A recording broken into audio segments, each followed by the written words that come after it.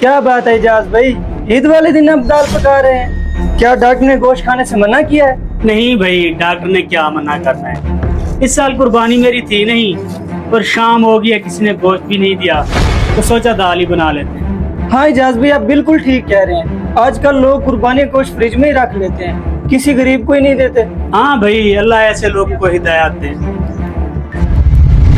ہاں الحمدللہ کام زبردست یار۔ یہ دیکھو عید والے دن دال لے کے جا رہا ہے۔ یہ کیا چکر ہے یار؟ چلو چل کے پوچھتے ہیں دکاندار سے کیا مسئلہ ہے۔ چلو چلو۔ آ جاؤ۔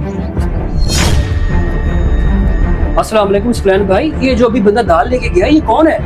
اور یہ عید والے دن دال پکا رہے، یہ کیا ماجرا ہے؟ بھائی غریب آدمی ہے، قربانی اس کی تھی نہیں، اور اس کو گوشت بھی کسی نے نہیں دیا، اور سفید پوش آدمی ہے، کسی کے گھر جا کر گوشت مانگ بھی نہیں سکتا، اب دال نہ پکائے تو کیا کرے؟ اچھا ٹھیک ہے بھائی، شکریہ۔